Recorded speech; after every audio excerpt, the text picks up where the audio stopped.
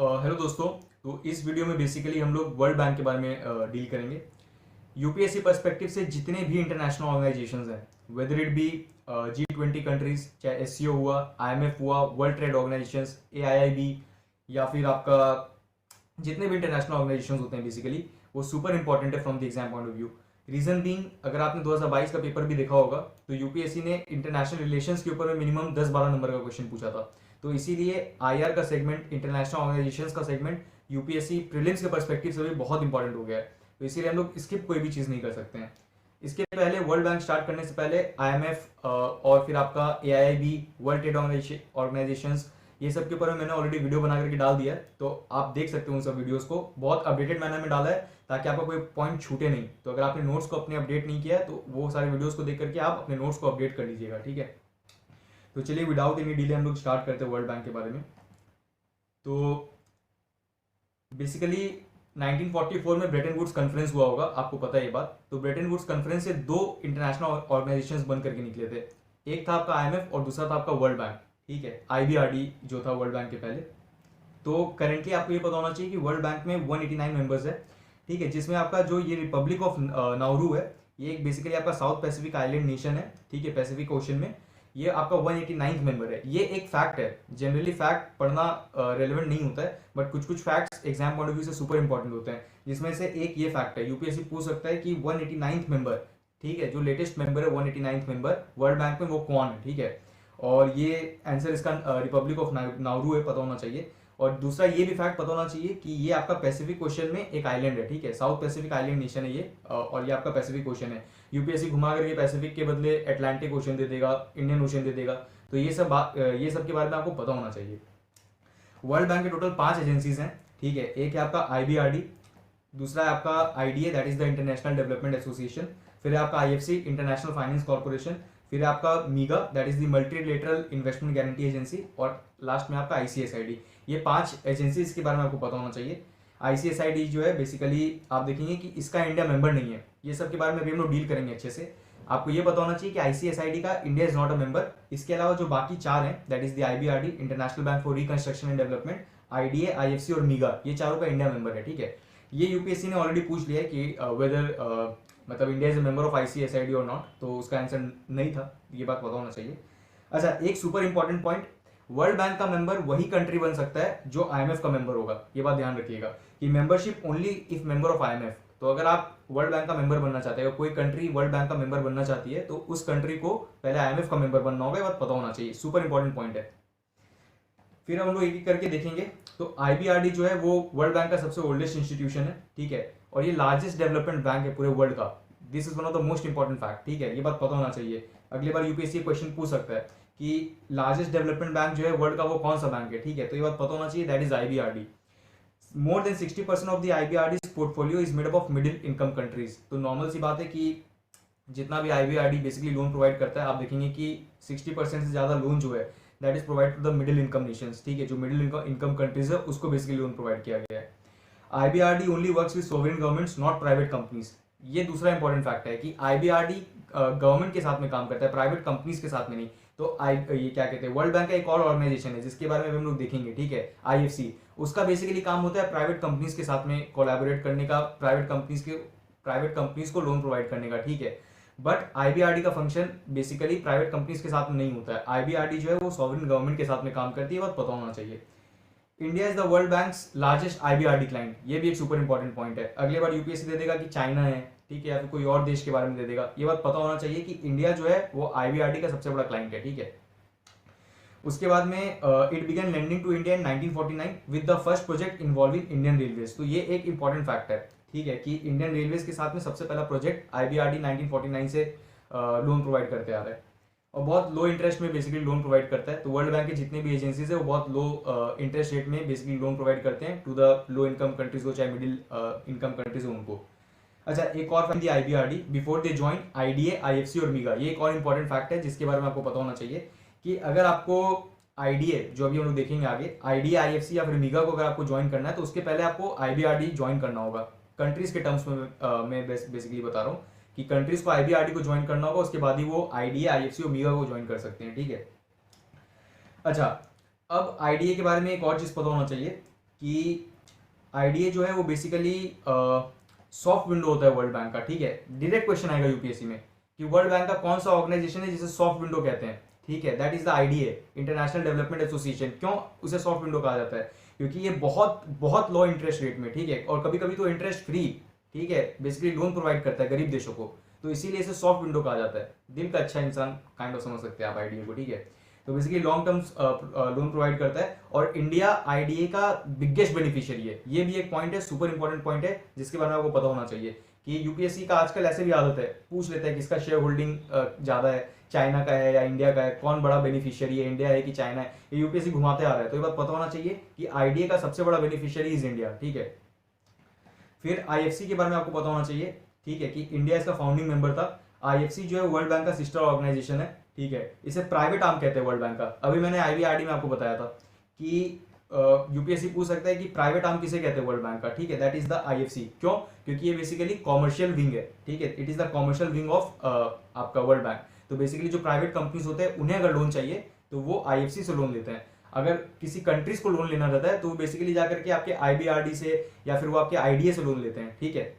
ये बात पता होना चाहिए। मान लीजिए आज मुकेश अंबानी या फिर कोई इंडस्ट्रियलिस्ट हुए या फिर कोई बिजनेसमैन हुआ, अगर उसे किसी लोन का जरूरत है, किसी कॉर्पोरेट्स को किसी लोन का जरूरत है, तो वो आईएफसी के पास जाकर के सस्ते में लोन ले सकते हैं, ठीक है। ये कॉन्सेप्ट है आईएफसी का बेसिकली, क्योंकि IFC as it provides money to private companies और इंटरेस्ट रेट जो कॉमर्शियल है बट कंपेरेटिवली लो। मतलब इंटरेस्ट नॉर्मल सी बात है, चार्ज करेंगे आईएफसी वाले, ठीक है, बट वो कंपेरेटिवली लो है। मतलब मार्केट के कंडीशन से आप बेसिकली थोड़ा कमी रेट ऑफ इंटरेस्ट चार्ज करते हैं वो।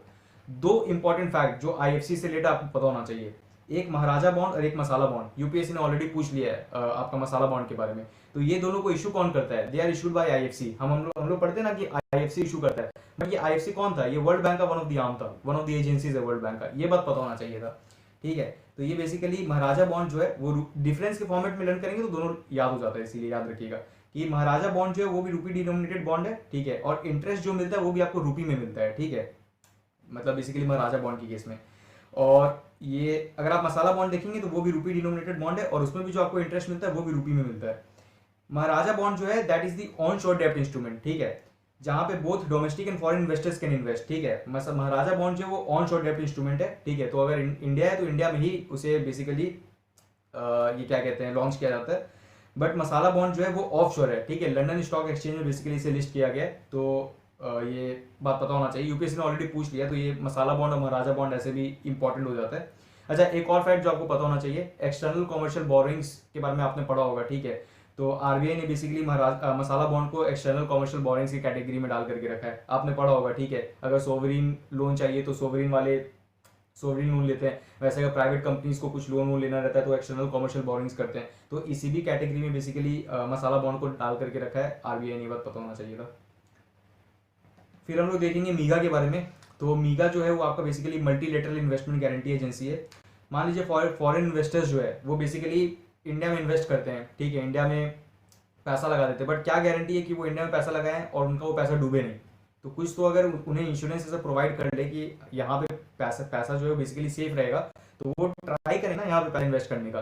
तो इसी पर्पज से मीगा जो है उसका गठन किया गया था। तो फॉरेन इन्वेस्टर्स को मान लीजिए, इसका मीगा का बेसिकली पर्पस क्या है? फॉरेन इन्वेस्टर्स को इंश्योरेंस प्रोवाइड करना against loss in investment in developing countries due to non commercial political risk, ठीक है। मतलब पॉलिटिकल रिस्क नॉन कमर्शियल होना चाहिए। अब कमर्शियल रिस्क है तो तब तो ठीक है, अब इकोनॉमी खराब स्थिति में चल रही है तो ये थोड़ी फॉरेन इन्वेस्टर्स कह सकते हैं इकोनॉमी का कंडीशन खराब है इसीलिए हमारा लॉस हो गया। तो वो तो इकोनॉमी का कंडीशन खराब है इसलिए लॉस हुआ तो ठीक है, चलता है। बट पॉलिटिकल अगर कोई रिस्क के कारण उनका पैसा अगर डूब रहा है, नॉन कमर्शियल रिस्क के कारण अगर उनका पैसा डूब रहा है या फिर उन्हें लॉस हो रहा है, तो उससे बेसिकली इंश्योरेंस प्रोवाइड करने का काम मीगा का होता है। तो ये बात पता होना चाहिए, ठीक है। एक क्रेडिट इनहेंसमेंट क्या होता है ये बात पता होना चाहिए था। तो बेसिकली एक टाइप ऑफ इंश्योरेंस है that protects consumers when government fail to meet their financial obligation. ये इजी है, इसमें कुछ पढ़ने लायक नहीं है।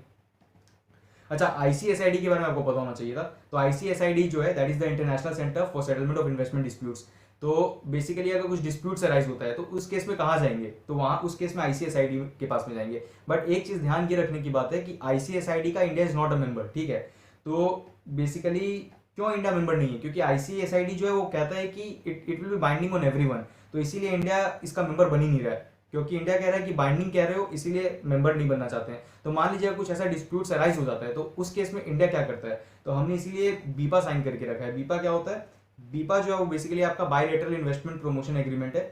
तो इंडिया जो है जो भी डिस्प्यूट्स होते हैं वो इंडिया बीपा के थ्रू म्यूचुअली सेटल करता है। तो एक कंट्री के साथ में बेसिकली बायलैटरली जाकर के इंडिया सेटल करता है। आईसीएसआईडी के पास में इंडिया नहीं जाता है, इंडिया बेसिकली म्यूचुअली उस कंट्री से बात करके अपने डिस्प्यूट्स को सेटल करता है। तो ये बात पता होना चाहिए, that is through bilaterally not multilaterally, ठीक है। तो यूपीएससी अगली बार दे देगा बीपा जो है इंडिया जो मल्टीलैटरली डिस्प्यूट सेटल कर रहा है, तो that will be A wrong statement. तो ये बात पता होना चाहिए। तो इसीलिए जब भी पढ़ रहे हो थोड़ा कान खड़ा करके पढ़िएगा, कहने का ये मतलब है। स्टेटमेंट्स यूपीएससी जिस हिसाब से फ्रेम करता है आंसर्स उसी में छुपा हुआ रहता है। अब हम लोग कुछ कुछ क्वेश्चन देखेंगे जो यूपीएससी ने पूछा था। तो देखिए 2016 के पेपर में यूपीएससी ने बेसिकली आपका आईएफसी मसाला बॉन्ड के बारे में पूछा था कि आईएफसी मसाला बॉन्ड जो है जो न्यूज़ में रहता है तो उसके बारे में बताना है कि कौन कौन सा स्टेटमेंट राइट है। तो आईएफसी जो है ऑफर कर which offers this bond is an arm of the world bank, अभी मैंने आपको बताया, तो ये स्टेटमेंट राइट है। तो आईएफसी जो है बेसिकली वर्ल्ड बैंक का आर्म है, ठीक है, कॉमर्शियल विंग है बेसिकली। दूसरा they are rupee denominated bonds, अभी हमने पढ़ा कि रूपी डिनोमिनेटेड बॉन्ड है और जो इंटरेस्ट मिलता है दैट इज ऑल्सो रिसीवेबल इन रूपी ओनली। तो ये बात पता होना चाहिए। और ये एक तरीका का डेप्ट फाइनेंसिंग है for the public and private sector. Normal सा बात है, बहुत इजी क्वेश्चन था ये, 3 बोथ 1 and 2 होगा। अगर आपने अच्छे से पढ़ा होता है इसके बारे में तो ये क्वेश्चन ईजी था, ठीक है। फिर यूपीएससी ने पूछा था ये आपका पीआरजीएफ के बारे में, that is the poverty reduction and growth facility. इसे कौन स्टैब्लिश किया गया? It has been established by the international development association to provide further resistance to low income countries facing high level of indebtedness. अगर आपने मेरा IMF का video देखा होगा तो मैंने उसमें आपको पीएफजीआर के बारे में कवर करवाया था। तो आपको ये बात पता है कि पीएफजीआर जो है या आपका पीआरजीएफ जो है उसे स्टैब्लिश आईएमएफ करता है, आईडीए नहीं करता है, ठीक है। तो इससे पहला स्टेटमेंट रॉन्ग हो जाएगा, ये बात हमें पता है। तो आप यहाँ से 1 एलिमिनेट करते, बोथ 1 and 2 जाता, आंसर या तो 2 ओनली होता है या तो नीदर 1 and 2 होता। अगर आप ये पढ़ेंगे कि ऐसे भी पहला स्टेटमेंट में फैक्ट है और मैंने आपको हमेशा बताया कि फैक्ट यूपीएससी में हमेशा रॉन्ग होता है, ठीक है। तो पीआरजीएफ को कौन स्टैब्लिश किया है, यहाँ पे दिया आईडीए, आईडीए के बदले कुछ भी हो सकता है। तो जनरल फैक्ट है तो फैक्ट को आप एलिमिनेट करते डायरेक्टली आंसर तक पहुंचते। फिर दूसरा यूपीएससी ने पूछा है कि सिंगापुर रीजनल ट्रेनिंग इंस्टीट्यूट जो है वो वन ऑफ द इंस्टीट्यूट्स है that provide training in macro economic analysis and policy and related subject as a part of programme of the IMF institute. पढ़ के बहुत जनरल वाइब आ रहा होगा, बहुत बेसिक स्टेटमेंट लग रहा होगा। और इसमें दिया है कि is one of the institutes, बहुत सारे इंस्टीट्यूट में वन ऑफ द इंस्टीट्यूट है ये, तो ठीक है होता होगा।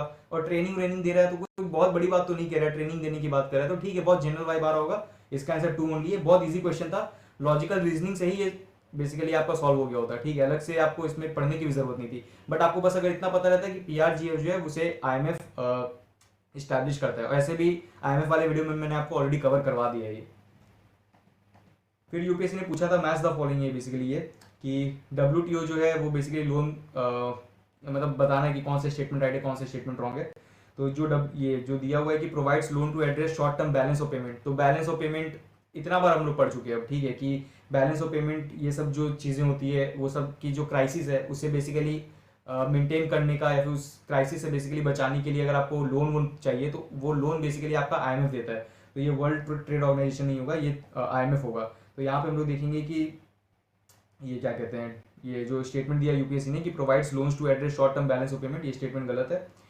तो दूसरा IDA multilateral trade negotiation body, ये आपका डब्ल्यूटीओ का फंक्शन होता है, ठीक है। Trade negotiation body is WTO, तो ये आपका डब्ल्यूटीओ का होगा ये बी, ठीक है। तो इसका आंसर 1 का बी हुआ, ठीक है, और 3 का ए हुआ। तो यहाँ पे आप देखेंगे कि 1 का बी इसमें दिया है और 3 का ए इसमें दिया है, ठीक है।